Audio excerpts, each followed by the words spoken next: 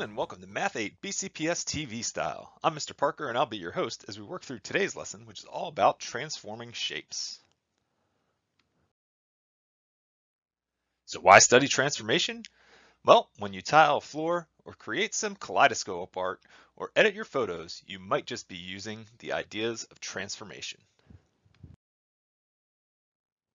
Today's lesson will cover these objectives, which are the same as week 4 of the Math 8 BCPS remote learning packet, which is the week of April 27th. Students will understand that a transformation is a rule that maps a set of points to a new set of points, experiment with reflections, rotations, and translations. Our first objective is to understand that a transformation is a rule that maps a set of points to a new set of points. Time to think about some transformations. Pick the picture that you think doesn't belong. You may have done this routine in your class before. If you haven't, know that there is no wrong answer as long as you can justify your choice. If there's someone watching with you, invite them to pick one too and share your answers together.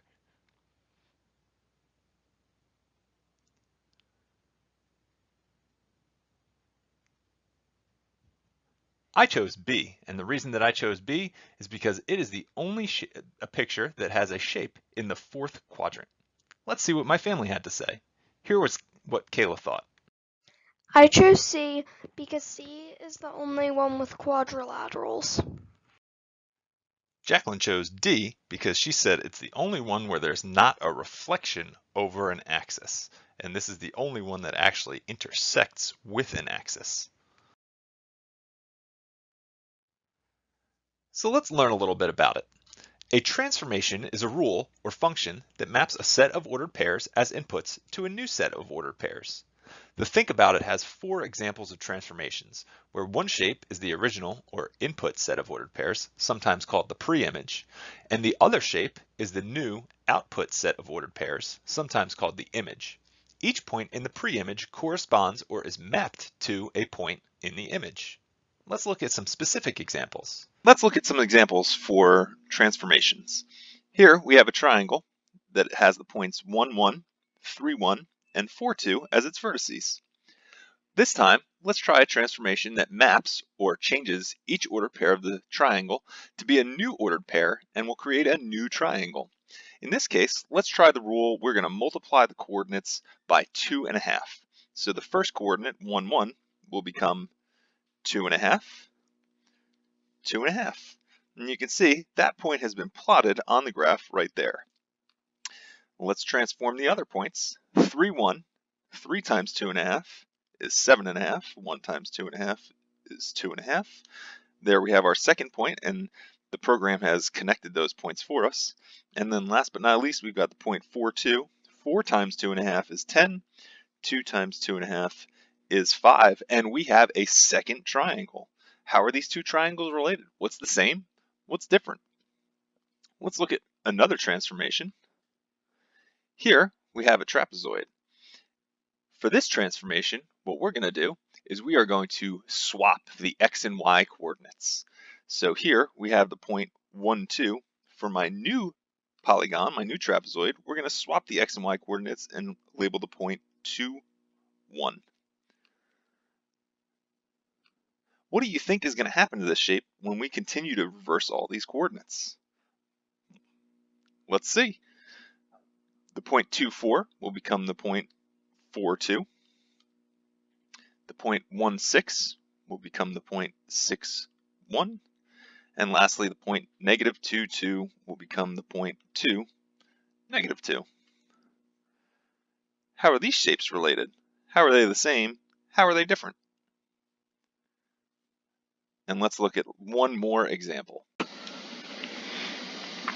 Let's try one last example. In this case, what we're going to try is we're going to try to add 4 to each x coordinate and 4 to each y coordinate. Now, before we actually perform this transformation, what do you think is going to happen? How do you think the shape will change?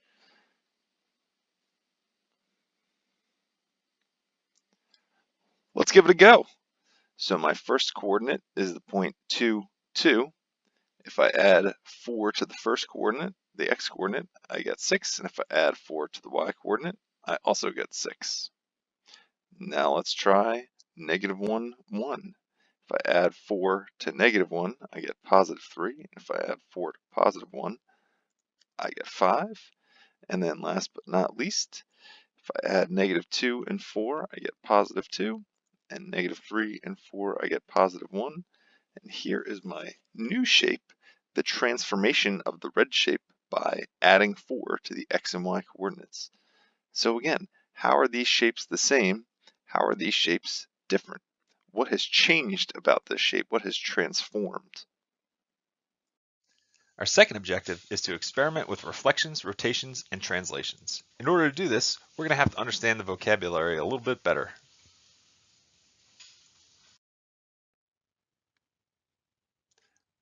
Let's think about it. What comes to mind when you hear the word reflection? Did you think of a mirror or a body of water like this? What about the word rotation? I know when I hear the word rotation, I think about the Earth rotating on its axis.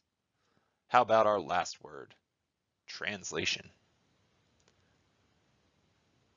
Did you associate that with language and changing between languages like I did?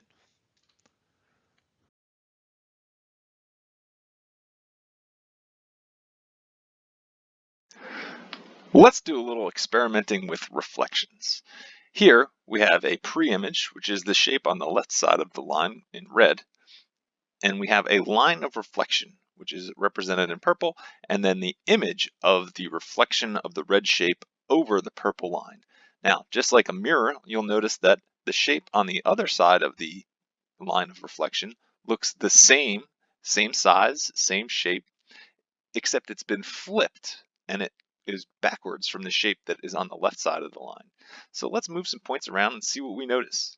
When I move the points on the red shape, because this purple line is acting like a mirror, the points on the black shape are moving as well, and they're staying just as far away from the purple line as the red shape. The closer I get to the purple line with the red, the closer the black shape gets to the purple line. I can also move this purple line to get some different reflections. If I move the line, then the shapes move, the black shape moves as well. Just like if I were to move a mirror, my reflection image would move as well. Let's do some fun stuff. What happens if I cross the line? Don't cross the streams, just like Ghostbusters. Oh, okay. So I can, unlike a real mirror, which I wouldn't suggest trying to go through, in geometry, we can go over a line of reflection, which means that our pre-image will be on both sides, and therefore our image will be on both sides of that line of reflection. Now let's take a look at rotations. Here, the original shape, or the pre-image, is the triangle made with the green, blue, and red points. The image, or the action after the rotation has happened, is represented by the red triangle. The purple point represents the center of rotation, or the point that I am rotating around. So let's move some points and see what happens to the red triangle. Well, as I move the points on my pre-image, the points on my image are moving too, because they should be the same size and shape. If I move my center of rotation, I can see that my image is also moving. Over here on the left, I have the number of degrees of rotation. That's how far it's actually been rotated. So if I put this to 0,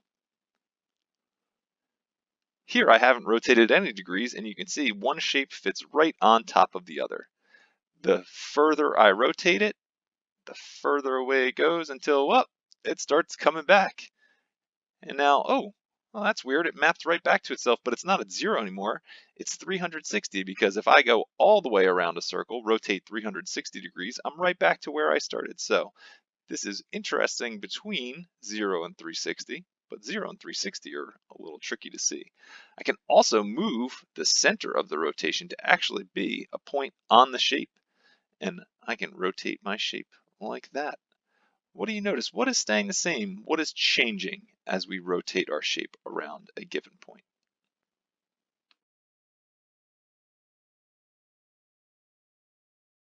For our last transformation, let's look at translations. A translation is a slide across the coordinate plane.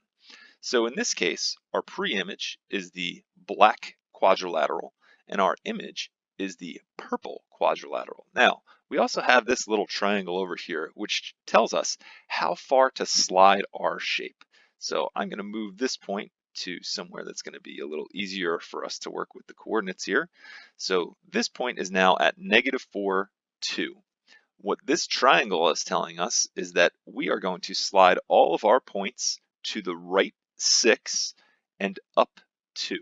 So if I started at -4 and I slide over 6 and then up 2, you can see that this point is mapped to this point. They are corresponding points because they represent the same point just under a transformation. Similarly, and it's a little tougher here because we don't have those nice round coordinates to work with, but if I move 6 units this way and then 2 units up, I am at that point. So let's move some things around. If I change my original pre-image shape, it changes my image. That's pretty much what we have seen with the other rigid transformations. Now let's see if we move this point. What do you think is going to happen? Well, if I move it to the left, then it means it's translating not as far to the right. If I move it below the x-axis, now it represents a translation that is to the right and down. And if I slide this point over here, now my pre-image is moving to the left 6 units and down 2 units. What's the same? What's different when we do a translation? If you'd like to experiment with transformations at home, all you need is a piece of paper, a second piece of paper or tracing paper, if you have hamburger patty paper, or if you happen to be like me and have a school supply store in your closet because you're a teacher, you might have some clear transparencies or pocket protectors that can help you out. That's what I'll be using today. And what we're going to do is just trace our shape. So I'm going to use my whiteboard marker here. I'm going to try really hard to make it nice and exactly the same copy. A little flare there at the end, that's okay. But we can see that those shapes are the same. To perform a translation, all you have to do is slide the top paper wherever you like. That will be a translation.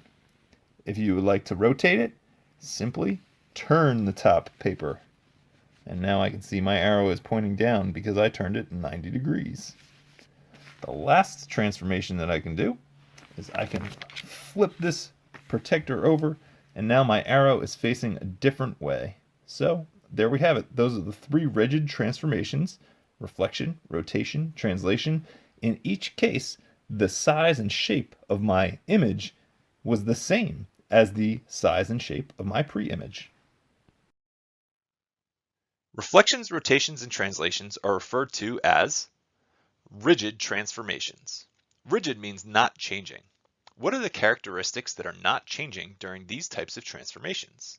Well, there are 3. The first is the side lengths.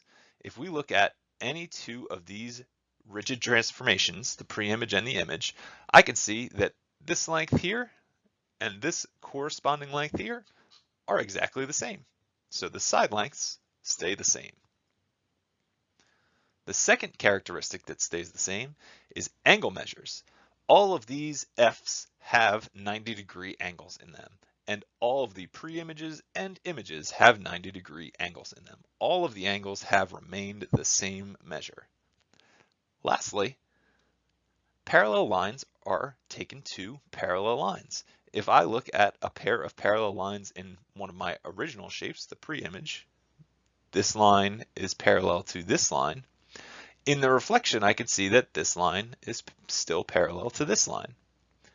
If we look at the rotation, if I look at the back of the F and the front of the F, those lines look to be parallel. And over here, even though they're rotated, that line segment and that line segment are still parallel. And lastly, with translations, if I look at the top of the F and the middle of the F, the top of the F and the middle of the F, they are all parallel. This is an example of a dilation. This type of transformation is different from rotations, reflections, and translations because the size of the pre-image and image are different. So now try one on your own. Here are some questions to answer about this transformation. The first one has been done for you. Number 1 asks, what is the image of A, which has coordinates of -6, 2? The answer is A prime, which has coordinates of 6, 2. Question 2 asks, what is the pre-image of B prime, which is 5, 6? Did you get B, which has coordinates of -5, 6? If you did, you're doing well. Awesome. Question 3 asks, what is the image of C, which has ordered pair -3, 7?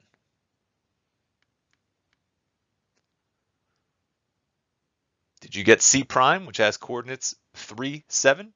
Fantastic. Number 4 asks us which side is congruent to CD. Now, congruent is a vocab word that we'll dive a little deeper with next week, but for now, we'll say the same size and shape. So which segment has the same size and shape in the image as side CD?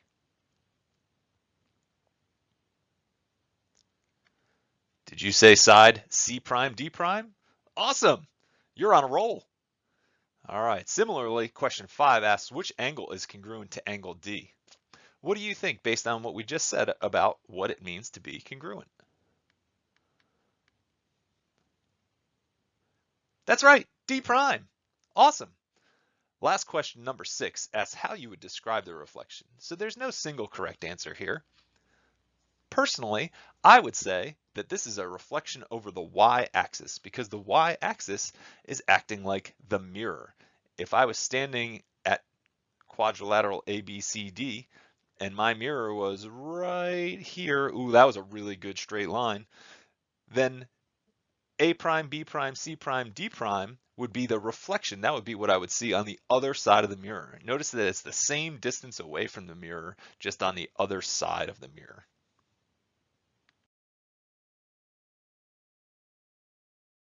Here's our math picture from my life. This is gnocchi. We made Italian potato pasta using 1-inch cubes.